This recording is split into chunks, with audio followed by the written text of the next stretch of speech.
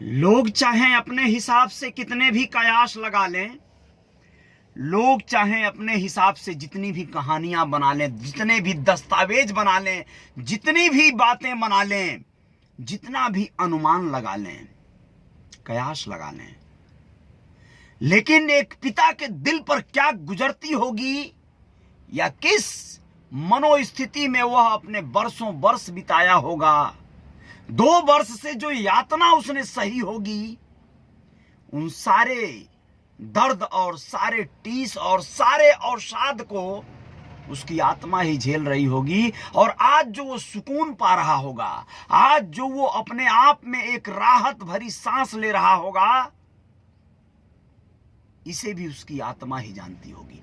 हम और आप सिर्फ अपने अपने अनुसार अपनी अपनी बातें रख सकते हैं, अपने अपने तौर तरीके और अपने अपने उन्माद को व्यक्त कर सकते हैं, लेकिन आज चर्चा करेंगे एक पिता की व्यथा पर जो सीमा की सुरक्षा अगर कर सकता है तो अपने बेटा, बेटी, परिवार, बीवी, उनकी सुरक्षा की उसकी कितनी प्रबल जिम्मेदारी है, इस पर बात करेंगे। नमस्ते, मैं हूं Ajay Sahni, star real reporter news के अपने पेज पर पुनः एक बार जय जयकार करने हेतु आप सभी के बीच हूं, आप सभी के साथ हूं और अपने YouTube channel real reporter news star पर स्वागत, अभिनंदन करता हूं। आप लोग इस पूरे पोस्ट को एक भाई, एक पिता, एक परिजन बनकर देखिएगा, समझिएगा। राजनीतिक चश्मा उतार कर देखेंगे तो बेहतर रहेगा। कारण है मानवीय संवेदनाओं से जुड़ा हुआ मामला है। परिवार और घर और जिम्मेदारियां क्या होती हैं एक व्यक्ति पर जब वह अपने देश की सेवा में लगा हो, अपने घर परिवार के जीविकोपार्जन में लगा हो और उसके साथ कोई बड़ी वारदात हो रही हो, उस पर बात करेंगे। राजनीतिक टोपी पहनकर लोग ने तमाम तरह के उलझुल कयास और पोस्ट कर डाले। लोगों ने कहा योगी है तो मुमकिन है सरेआम कचहरी में हत्या। कुछ लोगों ने कहा कि पिस्टल जमा नहीं थी इसलिए हत्या। वो हत्या पिस्टल, गोली और बंदूक और तोप से नहीं होने वाली थी, वो हौसलों से हुई हत्या है। हौसलों से वो हाथ से मार डालता, वो पेचकस से मार डालता, वो डंडे से मार डालता, दांत से काट के मार डालता, लेकिन यह जान लीजिए कि वह होना ही था। और क्यों ना हो, कौन है जो इसको बोलेगा कि नहीं यह गलत हुआ है। भागवत निषाद बीएसएफ का जवान जो देश को अपनी सशक्त सेवा देता है, हथियार चलाना जानता है, ट्रेनिंग लिया है, इस देश की सेना का एक सिपाही है, उसकी बेटी को बरगला कर कोई दिलफेंक दिलसाद साला मजनू की औलाद जो है उसको हरासमेंट का शिकार बनाएगा। एक नाबालिग बेटी को अपने चंगुल, अपने मोह पास वाले जाल में फंसाएगा। उसे तो मरना ही था। आप लोगों को बताना बहुत जरूरी है कि जब आपका प्यार, आपका प्रेम परवान चढ़ जाए, इतना प्रबल हो जाए कि जब आपके कंट्रोल से बाहर हो जाए बात, तो आपका मर जाना बेहतर है। कौन है आप? पहचान पा रहे हैं अपने आप को? प्रेमी हैं आप? यहां ऑनर किलिंग हुई है? नहीं, ऑनर किलिंग नहीं हुई है, यहां पर वध हुआ है। एक ऐसे आतताई का जो दिलसाद होता या दिलेर सिंह होता, इससे कोई सरोकार नहीं है। वह कमीने की औलाद, उसकी औकात यही थी कि वो एक बेटी को जो अभी बालिग भी नहीं हुई है, उसे बरगला कर उसे अपने चंगुल में फंसा ले। चंगुल में फंसाना कहते हैं इसे। आप कौन से प्रेमी हैं? हम लोग भी एक जमाने से गुजरे हैं और उस जमाने में जब ग्रीटिंग कार्ड देने के लिए पूरा दिन लोग मशक्कत किया करते थे और कई बार ग्रीटिंग कार्ड धरा का धरा रह जाता था, दिया नहीं पाता था, मोबाइल नहीं थे। लोग अपने प्रेमी या प्रेमिका को पत्र देने के चक्कर में पकड़ा न जाएं, इस डर से दुनिया की निगाहों से कितना बचते थे। आप जिसे प्यार करते हैं उसे भगाएंगे, आप जिसे प्यार करते हैं उसे आप सिर्फ पाने की अभिलाषा रखेंगे। ये कौन सा प्यार है? प्यार कहेंगे इसको आप? प्यार में पाने की अभिलाषा नहीं होती है, सिर्फ और सिर्फ खोने की लालसा होती है। आप अपने दिलबर, अपने दिलरुबा या अपने प्रेमी के सिर्फ एक दीदार कर लें तो आपकी आत्मा तृप्त हो जाती है। आप दूर से देखकर जब शर्माते हैं, वो है पवित्र प्रेम। कौन सा प्रेम है जो किसी के माता पिता के आत्मा को झिझोड़ कर रख दे? आपका प्रेम इतना परवान चढ़ गया, पंचर साटने वाले हरामखोर, वह अपने पिता, अपने परिजनों से जरा भी प्यार नहीं करता था ना। ऐसे युवक जो होते हैं, ऐसे लोग जो होते हैं, ऐसी लड़कियां, मैं आपको बताना चाहूंगा, किसी की बेटी गलती कर सकती है, ये नहीं कह रहा हूं कि वो नहीं गलत हो सकती है। जिस दिन उसके परिवार में, उसके घर में, उसके माता पिता से कोई लड़ाई झगड़ा हो जाएगा, उसके भाई से कोई विद्रोह हो जाएगा, कलह हो जाएगा, उस दिन वो अपने आप को अकेली और असुरक्षित महसूस करती है। ऐसी बेटियां बहुत बार अगल बगल में दुकान में चॉकलेट बेचने वाले, बगल में पंचर लगाने वाले, मेडिकल स्टोर में दवा बेचने वाले, मरहम बेचने वालों से भावनात्मक रूप से जुड़ जाती हैं, क्योंकि वो लोग बेचते कम हैं, उन्हें पाने के चक्कर में उनसे बड़ा मीठा मीठा बात करते हैं। आप लोग नहीं देखे होंगे, मैंने देखा है। मैंने अपनी पत्नी को एक बार एक पानी पूरी वाले को दिखाया, यहीं मुंबई महानगर में। वह बेच तो रहा था पानी पूरी, लेकिन वह शादीशुदा रहा होगा, बकायदा युवा था, लेकिन मैं जानता हूं वो 2 से 3 बच्चों का बाप रहा होगा। मैंने एक ध्यान आकर्षित करवाया, मैंने कहा देखो ध्यान से उसे।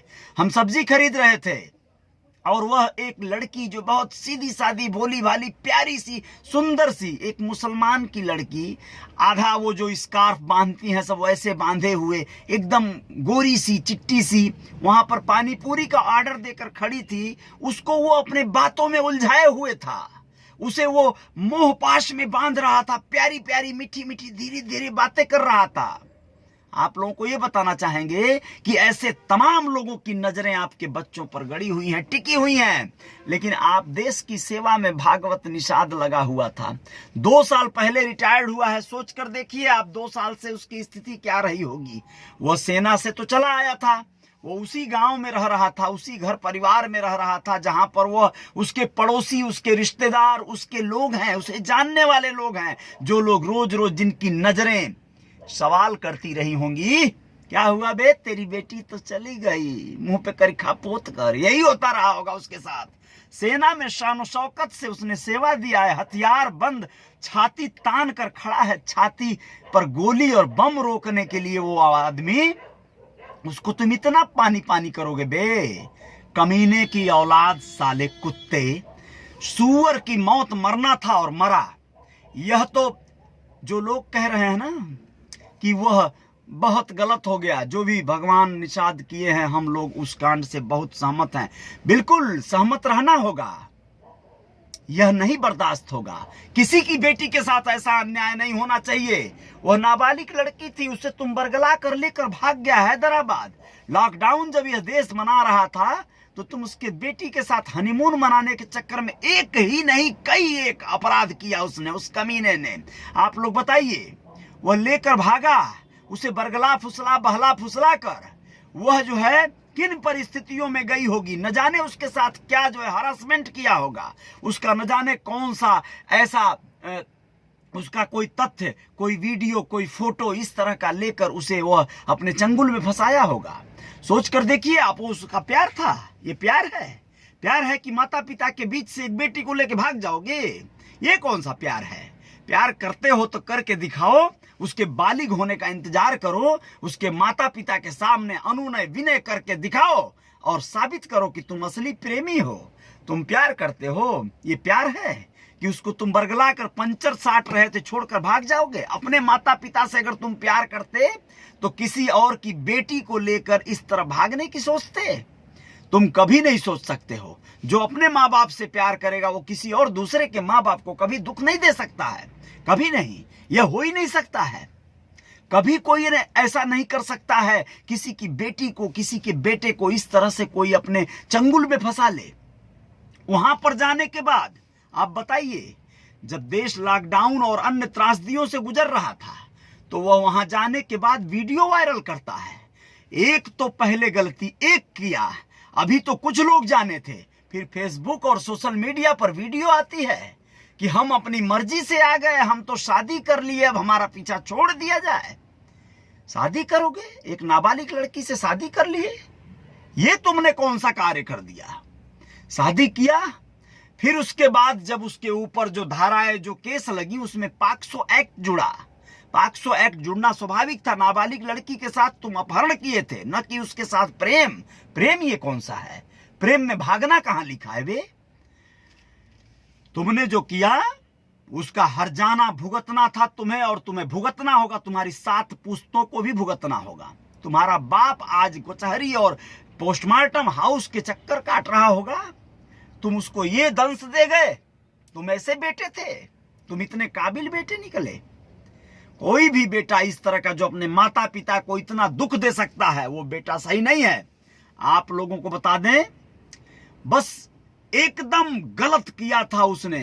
वह लोग डुड़हा सांप के पूंछ पर पैर नहीं रखते हैं। कहते हैं कि सांप के पूंछ पर पैर रखोगे तो काट लेगा। वह शेषनाग के फन को कुचलने चला था। वो शेषनाग था। हमारा भागवत निषाद शेषनाग जैसी भूमिका अदा कर रहा था। इतनी बड़ी जिम्मेदारी वाली ड्यूटी तुम क्या समझ लिए उसे? वो सेना का जवान था। उसकी बेटी के साथ तुम इतनी बड़ी ज्यादती करोगे, तुमको बकस देगा। जो अपनी धरती अपने देश के लिए गोली खाने के लिए तैयार है, वो अपनी बेटी के लिए क्या करेगा बे? वह सलाहार पिस्टल उसका लाइसेंसी था, अवैध था, ये मुद्दा नहीं है। वो तो उसको हाथ से मार देता, वो तो उसको गला दबा के मार देता। और एक बात सुन लो, वो चाहता ना तो कचहरी से उसको 2-4 लोगों से मिलके अपने जो है उठा कर ले आकर चोरी छुपे से मार देता। नहीं, भागवत निषाद को चोरी छुपे नहीं मारना था, एक संदेश देना था, एक बात बतानी थी इस जमाने को, इस समाज को बताना था कि ऐसा जो भी करेगा उसे रौंदा जाएगा, उसका पतन तय है, उसका मरना तय है। ऐसा करने वाला जीवित कैसे रह सकता है? कोर्ट न जाने उसे क्या सजा देगी, और जब देगी तब देगी। यह है फैसला, और यही होना चाहिए। ऐसे बातों को करने के लिए पेज बंद हो जाए 100 बार, ऐसे पेज पाज निछावर है बे, लेकिन यह बात नहीं रुकेगी, यह बात नहीं रुकेगी। कुछ भी हो, यही नीति है, यही सत्य है। उसने जो भी किया उसने एकदम तर्क संगत किया, एकदम सटीक किया। ये नहीं करता तो क्या करता? वो इंतजार करता। तुम बिहार से चल के आ रहे हो, तुम अपने वकीलों से फोन पर बतिया ले रहे हो, मैं आ रहा हूं। तुम्हारे वकील अपने मुवक्किल का रास्ता देखते हैं, पान खा के दांत खोदते हुए कि हमारा मुवक्किल आ रहा है, 5-10 हजार का बोहनी कराएगा। दहशत हो तो ऐसी। बारे भागवत निषाद, जियो शेर, क्या बात है? तुमने कयामत ला दिया मेरे भाई, तुमने कयामत ला दिया। तुमने वो मैसेज दिया जिससे कि ऐसे आतताइयों के रोम रोम कांप उठें, और ऐसे आतताई जब जब ऐसे गुनाह करें तो उनको ऐसी सजा जो बाप न दे पाए, उसके सीधेपन का फायदा तुम चाहे जितने लोग उठा लो, लेकिन कोई पनिगर बाप जब ऐसा रहेगा, उसके बेटी बेटा के साथ तुम ऐसा करके जीवित नहीं बचोगे, चाहे तुम कोई भी हो। यहां पर देखिए, उसे पता है कि वो सेना का जवान है, फिर भी उसकी बेटी के साथ इतनी बड़ी जाती, एक सेना के जवान के साथ। लोग कहते हैं कि दुबरे का मेहरी गांव भर का सरहज। वह कमजोर किस मामले में था? तुम साले पंचर साटने वाले, तुम्हारी औकात एक बीएसएफ के बेटी, बीएसएफ वाले की बेटी को जो है इस तरह से तुमने इतना बड़ा उसके साथ पॉक्सो एक्ट, नाबालिग एक्ट में उसके साथ उसका अपहरण किया, उसका हरासमेंट किया। तुमने जो किया, तुम्हें तुम्हारे किए की सजा मिली है, और ऐसी दुर्दांत सजा कि भगदड़ मच गई कचहरी परिसर में। पुलिस वाले भाग खड़े हुए। आप लोगों को पता चला होगा कि गेट पर प्रोटोकॉल, कोविड प्रोटोकॉल के तहत अंदर एंट्री नहीं थी। वह गेट पर गया और फोन करके अपने अधिवक्ताओं को बुलाने लगा। वह लोग तो मारे मगन बुलबुल होकर चल पड़े कि चलो आ गया हमारा मुवक्किल, उसको जरा सा अक्ल देते हैं, उसको चल के उससे कुछ पैसा कौड़ी फीस फास लेकर आते हैं। लेकिन अब धनभाग्य मना रहे होंगे अधिवक्ता महोदय कि हे भगवान, बाल बाल बच गए। थोड़े देर पहले अगर कहीं हम जाकर उससे मिल गए होते तब तो हमको भी ठोक दिया होता रे दादा। यही वो कह रहे होंगे लोग आपस में। आप लोग सोचिए, आप लोग याद करिए। मैं आप लोगों को बताना चाहता हूं कि वो जो उसने किया, वो कार्य किया है, इतना बड़ा कार्य किया है कि इतना बड़ा कार्य कुछ हो ही नहीं सकता। आप लोगों को बताना चाहूंगा कि वह इतना बड़ा निर्णय लिया, इतना बड़ा कार्य किया कि जब वो गेट पर अगोर रहा था अपने वकीलों को, उनकी बाट जो हो रहा था, उनको बता रहा था कि गेट पर सिपाही जी लोग रोक दिए हैं और हम जो है अंदर नहीं हिल सकते, आप आ जाइए, तो अधिवक्ता महोदय चल पड़े जो है अपने मुवक्किल महोदय के पास। थोड़ा सा लेट हो गए। अब वो खर जुतियां उनकी मां मनाई थी कि बच गए, कहीं साथ में आकर वो रुपया न गिना तो 2-4 गोली उन पर भी चली होती। अधिवक्ता साहब लोग अब हंगामा कर रहे हैं, पुलिस नाकाम है, हम लोगों की सुरक्षा के लिए नाकाम है, गलत हो गया, ये हो गया, वो हो गया। अधिवक्ता साहब लोग, सरकार, आप लोग ऐसे चूतियों का केस जब तक लड़ते रहेंगे, ऐसे क्रांतिकारी पैदा होते रहेंगे। आप लोग तो न्याय के प्रतिमूर्ति हैं, आप लोगों को न्याय दिलाने के लिए बिठाया गया है, आप लोग बने हैं, लेकिन दुर्भाग्य है इस देश का कि पैसे के लिए न जाने कहां कहां इंसान गिरेगा, कब कब गिरेगा। ये वकील महोदय लोग भी उसके साथ वही पैसा पाने की लालसा में ले लिए जो है केस, बहुत बड़का काम कर दिए और बच गए बाल बाल। बेटा वकील साहब लोग, नहीं तो तुम्हारी भी खैर नहीं थी। पिस्टल में 6 गोली से कम नहीं लोड होता है, पहला गोली मिस कर गया। संजोग देखिए, लोग कह रहे हैं पहला मिस कर गया। वो बीएसएफ का जवान हौसला अगर पस्त हो गया होता तो सोचिए क्या होता। भागवत निषाद दौड़ाकर दूसरा गोली मारा, सर के पार हो गया, लौंडा गिरा, फिर 3 गोली और मारा। तब तक मारा जब तक वो मर नहीं गया, तस्दीक नहीं हो गया, और चिल्लाया कि मेरी इज्जत के साथ खिलवाड़ करने वाले का अंजाम तो यही होना था। और भागा नहीं भागवत। कौन कह रहा है बे भागा? भागा नहीं, वो वहीं पहड़ता रहा। लोग भागे वहां से, भागदड़ मच गई। पुलिस वाले तक भाग गए जो ड्यूटी पर लगे थे गेट पर। जी हाँ, आप लोगों को जानकारी होगा, पुलिस वाले भाग चले वहां से। ठीक है, पूरी बात आप लोग क्लियर कर लीजिएगा। Ajay Sahni star real reporter news पर बोल रहा है, पुलिस वाले भाग चले भागवत निषाद के उस तांडव से। यही तांडव होना चाहिए था। दिलसाद, दिलसाद, साले दिलसाद, दिलसाद 7 पुश्ते याद रखेंगी। दिलसाद तुम्हारी कहानी को चले थे पंगा लेने, एक बीएसएफ वाले की बेटी को भगाने चले थे, बीएसएफ वाली बेटी के साथ बलात्कार करने चले थे। बलात्कार करोगे जब जब ऐसा होगा बेटियों के साथ, जब जब इस तरह की नाइंसाफी करने के लिए कोई सर उठाएगा, उसका सर कुचलने का कार्य जो है समाज का ऐसा ही कोई तबका करेगा जो इस तरह की अनैत बर्दाश्त नहीं कर सकता। कौन हो बे तुम? कैसे तुम्हारी हिम्मत कैसे हुई तुम्हारी आंख उठाने की इस तरह की, वो भी एक बीएसएफ के जवान के बेटी के साथ? तुमने इतना गलत करने का सोच कैसे लिया?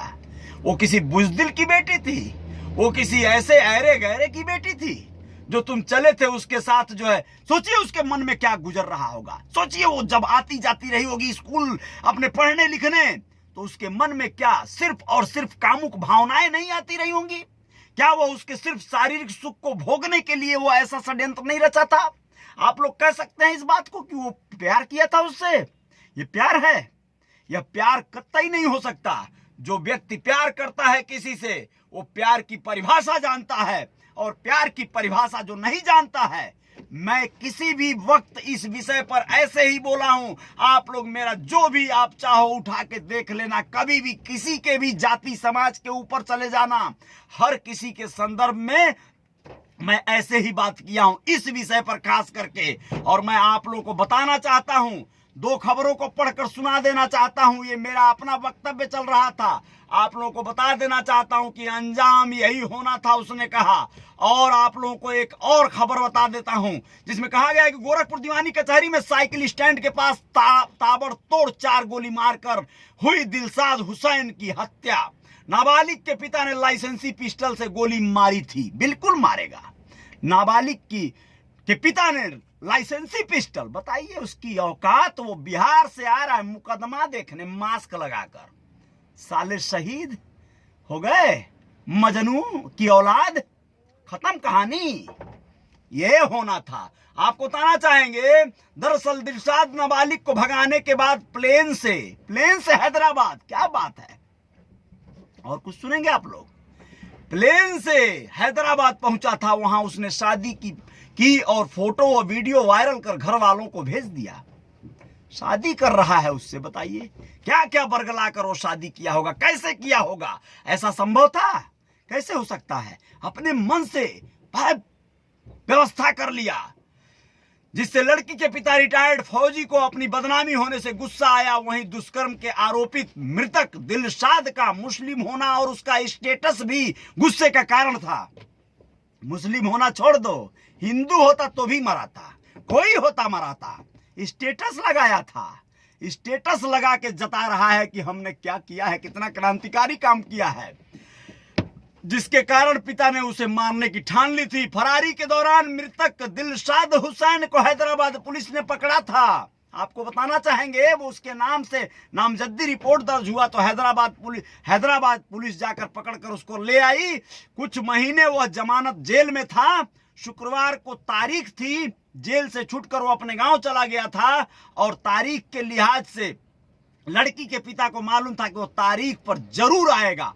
पॉक्सो वाले कोर्ट में उसकी पेशी थी। आपको बताना चाहूंगा कि वो तारीख पर जरूर आएगा, यह विश्वास था। इसलिए वो जैसे ही बिहार से पहले रेलवे स्टेशन और फिर कचहरी गेट पर पहुंचा, दिलशाद राम को जो है खत्म कहानी। गेट पर आकर अपने वकीलों को फोन कर रहे थे कि आइए और मिलकर जाइए, चाहे लेकर अंदर ढुकाइए। ढुका दिया। गेट पर इंतजार कर रहा था, पिस्टल निकाला, दौड़ाकर मारा गोली। जी हाँ, आप लोगों को बताना चाहेंगे, आसपास के लोगों के अनुसार कचहरी गेट के पास ही एक चाय की दुकान पर लड़की का पिता अपने एक साथी के साथ खड़ा होकर इंतजार कर रहा था। जैसे ही दिलशाद गेट पर पहुंचा, पीछे से आकर पिता ने गोली मारकर उसकी हत्या कर दी। पिता ने जब तक उसकी मौत नहीं हुई तब तक उसने भागने के लिए क्या, उसे छोड़ा ही नहीं एक पल के लिए। दिलशाद बिहार के मुजफ्फर जिले का सकरा थाना क्षेत्र स्थित बीभीपुरा गांव का रहने वाला था। हत्या के बाद उसके पिता ताहिर हुसैन गोरखपुर के लिए आए हैं। दिलशाद बड़हलगंज के पटना चौराहे पर साइकिल व बाइक के पंचर की दुकान चलाता था। बड़हलगंज इलाके में 11 फरवरी 2020 को फौजी की बेटी को 11 फरवरी 2020 को वह अपहरण कर ले गया था। वह स्कूल से घर लौट रही थी, उसी दौरान उसे वह साथ लेकर निकल गया था। छात्रा के पिता की तहरीर पर पुलिस ने 17 फरवरी यानी 11 फरवरी 2020 को लेकर भागा था और 17 फरवरी 2020 को केस दर्ज किया गया और 12 मार्च, सोचिए एक साल बीत गए इंतजार में, 12 मार्च 2021 को पुलिस ने आरोपित दिलशाद को हैदराबाद से पकड़ लिया था। उधर इस मामले में विवेचना के दौरान पुलिस ने दुष्कर्म के साथ ही छात्र के नाबालिग होने की वजह से पॉक्सो एक्ट की धारा भी बढ़ा दी थी। आरोपित दिलशाद गोरखपुर जेल में लंबे समय तक बंद था। बताया जा रहा है कि करीब महीने भर पहले वह जमानत पर छूटा था। इसी दिन का इंतजार था भागवत निषाद को और उसने सही निर्णय लिया, सही न्याय किया। आपको बताएं, आज उसकी पॉक्सो कोर्ट में गवाही थी। कोरोना की वजह से कोर्ट परिसर में वादकारियों के आने पर रोक थी। यही वजह थी कि दिलशाद ने अपने अधिवक्ता शंकर शरण शुक्ला को, शंकर शरण शुक्ला जी बच गए, नहीं तो आपका भी बोकला छूट गया होता। चूतिया चंद मुवक्किल राम तो गए, अक्किल ठिकाने आया होगा। दांत खोदते हुए आ रहे थे, पान का गुटखा का पाउच लेने में जो टाइम आपका लगा, धन्यवाद दीजिएगा पनवाड़ी को, नहीं तो आप भी गच्च हो गए होते। शंकर शरण शुक्ला को कचहरी के गेट पर फोन करके आने की सूचना दिया। वकील और उनके जूनियर आदित्य, शंकर शरण शुक्ला और आदित्य जो उनके जूनियर थे, उससे पहले मिलने गेट के बाहर आ रहे थे। दोनों लोग बड़ा खुश हुए होंगे, आदित्य आ गया, मुक्किल आ गया माल लेकर, चलो। आ रहे थे मिलने। उन्होंने फोन किया तो दिलशाद ने बताया वह उन्हें देख रहा है। वो देख रहा था गेट पर से कि आ रहे हैं। सोच कर देखिए आप, क्या टाइमिंग थी ना। वो फोन किए तो बोला हाँ हम आपको देख रहे हैं, आइए आइए आइए। जब गोली चली तो पीछे पलट कर भागे होंगे शंकर शरण शुक्ला जी। भागे नहीं तो गच गए होते।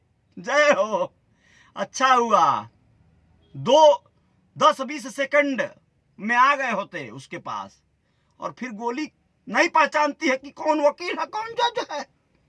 ठीक है ना, जज के सामने जितना आप चुतियागिरी बतिया लीजिए, लेकिन यहां न्याय ऐसे होता है। ये है न्याय। जैसे ही वह अधिवक्ता की तरफ बढ़ा, एक व्यक्ति ने दिलशाद पर ताबड़तोड़ फायरिंग कर दी। पहली गोली मिस होने पर जान बचाने के लिए दिलशाद कचहरी गेट के अंदर भागने का प्रयास किया, लेकिन हत्यारोपित ने पीछे से ही फिर गोली मार दी। गोली सिर के आर पार होकर निकल गई और वह जमीन पर गिर गया। इसके बाद फिर हत्यारोपी ने 4 ताबड़तोड़ गोलियां मारी। दिलशाद की मौत की पुष्टि होने के बाद ही आरोपित वहां से निकला। उधर बताया जा रहा है कि गोली लगने के बाद गेट के आसपास मौजूद पुलिसकर्मी भाग खड़े हुए। पुलिसकर्मी भाग खड़े हुए, लेकिन हत्यारोपित वहीं खड़ा रहा। मौत की पुष्टि होने के बाद ही वो वहां से निकला, लेकिन भागा नहीं। यहां से जाकर अंबेडकर चौराहे से एमपी इंटर कॉलेज की तरफ जाने वाले रोड पर एक हाथ में पिस्टल लेकर वो टहल रहा था। भागा नहीं ना, जहां से वो पकड़ा गया। पुलिस कहती है पकड़ा गया, दरअसल वो सरेंडर किया। पुलिस के पास पुलिस के आने का इंतजार किया, पुलिस आई, सरेंडर किया शान शौकत से। ये होता है तरीका, तहजीब। उसने किसी का कुछ नहीं किया भाई, सजा दिया है उसने, सजा दिया है उसने। जो जज वकील नहीं कर सकते थे, वकील तो कोर्ट कचहरी में लड़ के उसको छुड़ाने बचाने का कार्य करते। सजा दिया है उसने। ये होता है न्याय। वो सिपाही था, समझ में नहीं आ रहा है। वो बॉर्डर पर निर्णय लेता है, अपने घर पर नहीं लेगा, अपने लिए नहीं लेगा, अपने बच्चों के लिए नहीं लेगा। हत्यारोपित जिसे कह रहे हैं लोग, उसका नाम है भगवती निषाद। पिता ने इज्जत के लिए हत्या की बात स्वीकार की है। आरोपित के पास से बरामद पिस्टल लाइसेंसी है। अब सवाल उठ रहा है, अब देखिएगा सवाल पेपर वालों का, अखबार वालों का, कि चुनाव में सारे असलहे जहां जमा हो रहे हैं वहां फौजी का असलहा क्यों नहीं जमा हुआ? अगर असलहा जमा होता तो हत्या नहीं होती है। ससुर असलहा से हत्या हुआ है बे। अबे असलहा नहीं होता तो चाकू से होता, छुरा से होता, लाठी से होता, डंडा से होता, लेकिन वो तो होना ही था। पिस्टल होना तो एक साधन सुविधा मिल गया, वो अलग बात है। कट्टा से होता, ऐसा होता है। जब तुम उस लेवल पर लाओगे तो ऐसा ही होगा। उस लेवल पे नहीं लाना चाहिए। एक बाप जब व्यथित हो गया, जब द्रवित हो गया, उसके दर्द को पहचानो। वो कैसे झेल रहा होगा, कैसे बरसों बरस बिताया होगा, कितना तांडव, कितना त्रासदी झेला होगा। वही निर्णय लेने के पहले वो रिटायर्ड होकर अपने जीवन को जीना चाहता था, लेकिन ये समाज जीने नहीं देगा। आप बुज़दिल होंगे, कमजोर होंगे, लाचार होंगे, कायर होंगे, तो ये समाज आपको जीने नहीं देगा। आप लोगों को बताना चाहेंगे कि इस तरह की बातों को पेपर वाले तमाम कुछ भी लिखें। अगर असलहा जमा होता तो हत्या नहीं हुई होती। जिले की पुलिस ने अभी तक मात्र 13,000 असलहा ही जमा करा पाई है। अभी भी 10,000 असलहे जमा होने बाकी हैं। वहीं लड़की के पिता का कहना है कि उससे बेइज्जती बर्दाश्त नहीं हो रही थी। घटना के बाद मामला दो धर्म का होने के नाते कचहरी के चारों तरफ पीएससी व फोर्स तैनात कर दी गई है ताकि माहौल न खराब हो। उधर पकड़े गए हत्यारोपित पिता भागवत 2 साल पहले ही बीएसएफ से रिटायर हुए हैं। कचहरी परिसर में लाखों खर्च कर सुरक्षा बढ़ी है। 4 गेट पर मेटल डिटेक्टर, स्कैनर व जगह जगह दर्जनों कैमरे लगे हुए हैं। वहीं करीब 200 पुलिस वाले भी तैनात रहते हैं। कचहरी की सुरक्षा का एक प्रभारी इंस्पेक्टर भी तैनात है। लेकिन यह धरा का धरा रह गया, रह जाएगा, एकदम रह जाएगा। यह जो है बहुत बड़ा एक मैसेज है। इस समाज के मुंह पर एक तमाचा है। जो समाज इस तरह के लोगों को जो लोग पारिवारिक जिंदगी जी रहे हैं, जो लोग अपने बच्चों को किसी तरह पालने पोसने पढ़ाने लिखाने में परेशान हैं, उनके बच्चों को बरगला कर भरमा कर तुम इस तरह के कांड करोगे तो तुम बचोगे नहीं। बलात्कार करोगे, उसे भुलवाओगे, उसे बरगला कर, उसे डरा कर धमका कर तुम अपना बना लोगे। जानते हो तुम्हारी हो गई साले।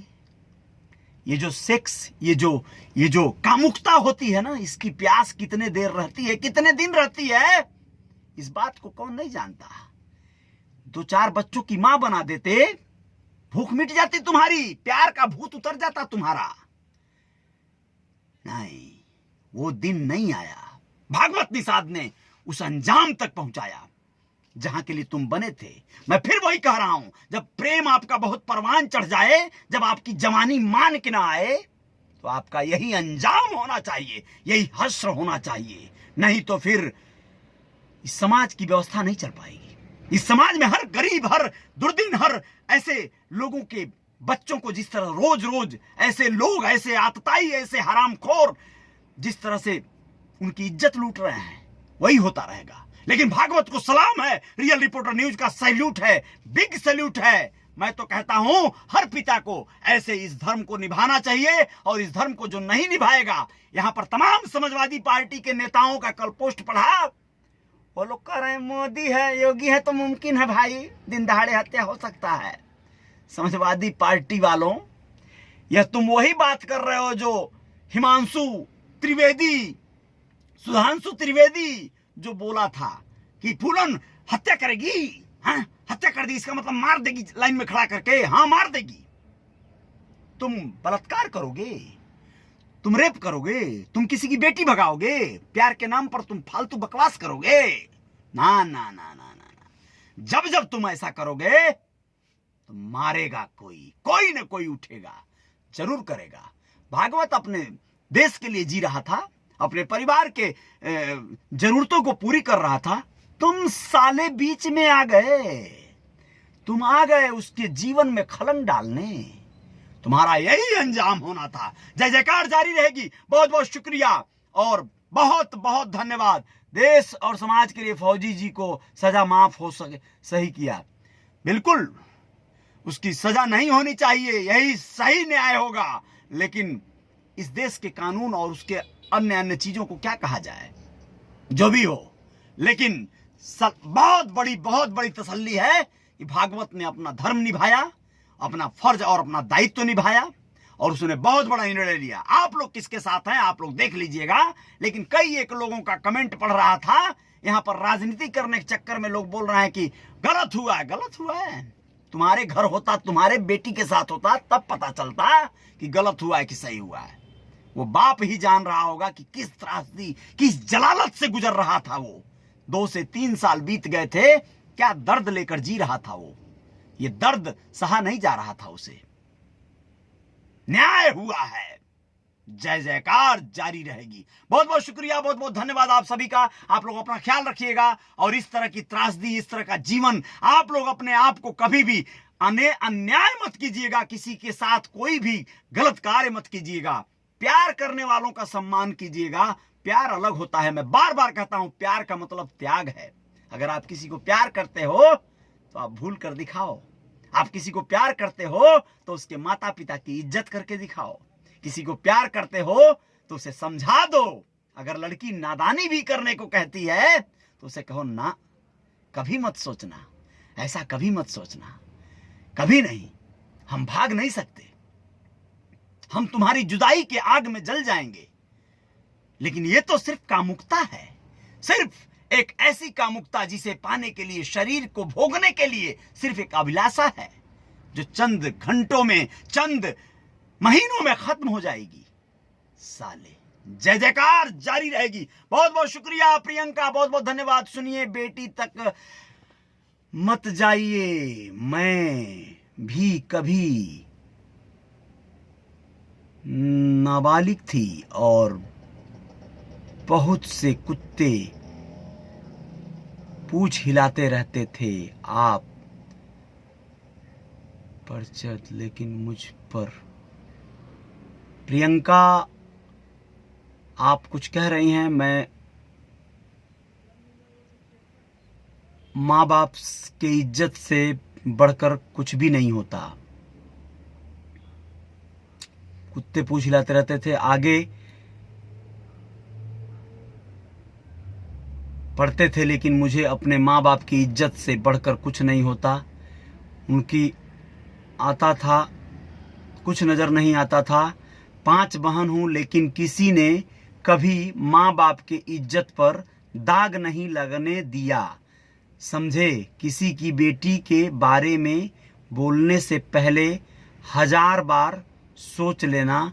गोस्वामी है हम। और रही बात नाबालिग की, तो क्या आज ही लड़के लड़कियां नाबालिग हो रहे? 70, 80, 90 के दशक में लड़के लड़कियां नाबालिग नहीं होते थे, कभी कोई लड़की नहीं भागती थी। आज बात समझ में ऐसा नहीं होता है प्रियंका।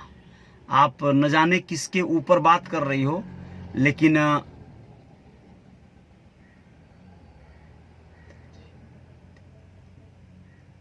लेकिन ठीक है, आप लोगों की सोच है, जो भी है। मैं बेटी जो है उसकी तारीफ या किसी ऐसी बेटी की तारीफ नहीं कर रहा हूं, लेकिन आपको यह बात स्पष्ट बता देना चाहता हूं कि बेटियां कई बार आपके जैसी बहुत बहादुर, बहुत सुलझी हुई, बहुत पढ़ी लिखी, तेज तर्रार और बहुत ऐसी मतलब जागरूक नहीं होती हैं।